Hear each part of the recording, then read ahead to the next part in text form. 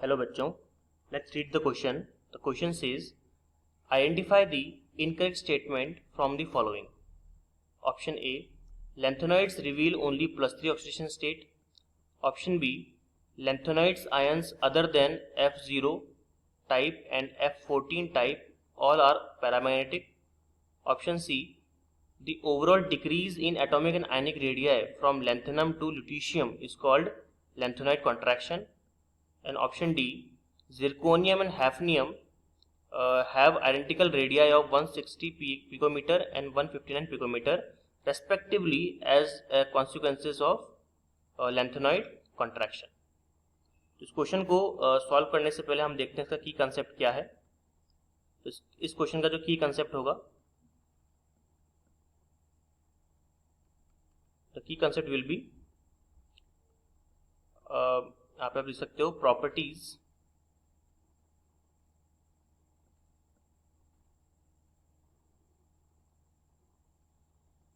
Of lanthanoids.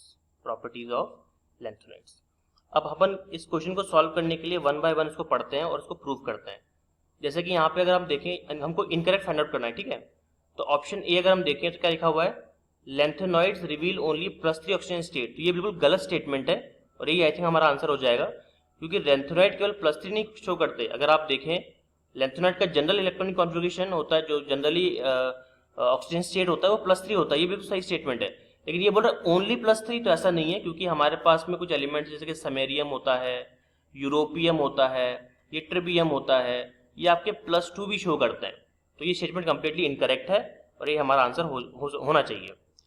Option B को अगर हम देखें तो ऑप्शन बी बोल रहा है the lanthanoid ions other than F0 and F14 type all are paramagnetic. ये बिल्कुल सही स्टेटमेंट है. क्यों? क्योंकि जब भी हम बात करते हैं F0 की, तो F0 के अंदर एक भी इलेक्ट्रॉन नहीं है, no electron, no unpaired electron आप कह सकते हो, नो अनपेयर्ड इलेक्ट्रॉन.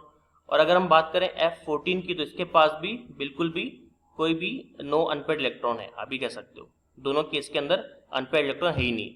और पैरामैग्नेटिक के लिए क्या चाहिए आपको, अनपेयर्ड इलेक्ट्रॉन चाहिए. तो इन दोनों को छोड़कर जितने भी आपके पास में एलिमेंट्स आएंगे जिनका कॉन्फ़िगरेशन आपका 1 से लेकर 13 के बीच में आएगा, वो सब पैरामैग्नेटिक होंगे. तो बिल्कुल सही स्टेटमेंट है ये. फिर हम बात करते हैं यहाँ पे सी स्टेटमेंट की. सी क्या बोलता है, the overall decrease in ionic radius atomic radius and ionic radius from lanthanum to lutetium. तो लैंथेनम से लेकर ल्यूटीशियम की आप बात कर रहे हो, यानी कि आप बात कर रहे हो 57 से लेकर ल्यूटीशियम का कितना होता है आपको मालूम है, दैट इज 71. तो 57 से लेकर 71 तक की आप अगर बात कर रहे हो, तो एटॉमिक और आयनिक साइज जो होता है वो डिक्रीज होता है. और इसका रीजन क्या होता है आपको पता ही है, that is lanthanoid contraction. Lanthanoid contraction, ठीक है. तो ये स्टेटमेंट बिल्कुल आपका सही है. फिर हम बात करते हैं ऑप्शन नंबर डी की. तो डी बोल रहा है zirconium and hafnium have identical radii of 160 picometre and 159 picometre, ठीक है. तो देखिए जिरकोनियम की अगर हम बात करें तो जिरकोनियम आता है आपका 5th पीरियड के अंदर ZR, और हैफनियम जो उसके नीचे आता है दैट इज 6th पीरियड के अंदर. तो ये 4D का मेंबर हो गया, 5D का मेंबर हो गया. अब ये दोनों ही आपके आइडेंटिकल एटॉमिक रेडियाई शो करते हैं. क्यों? क्योंकि जैसे ही जिरकोनियम से आप जैसे मतलब आप जब आप अगर बात करें 4D से लेकर जैसे आप जाते हैं किसके अंदर 5F में, यहाँ से F ऑर्बिटल स्टार्ट हो जाता है, राइट. तो 4D से 5F में जैसे आप जाते हो तो यहाँ पे होती है poor shielding, right, poor shielding. और पुअर शील्डिंग की वजह से यहाँ पे आप कह सकते हो कि क्या होता है, लैंथेनॉइड कॉन्ट्रैक्शन. F ऑर्बिटल आते ही आपको पता है लैंथेनॉइड कॉन्ट्रैक्शन होगा. तो लैंथेनॉइड कॉन्ट्रैक्शन की वजह से जो साइज है जिरकोनियम का और हैफनियम का, वो जनरली क्या हो जाता है, ऑलमोस्ट सेम हो जाता है. तो ये स्टेटमेंट भी आपका बिल्कुल करेक्टली सही दे रखा है. तो चूंकि हमको इनकरेक्ट फाइंड आउट करना था, तो हमारा सही आंसर क्या आ गया, A. So the final answer is option number A. I hope you understood it well. All the very best.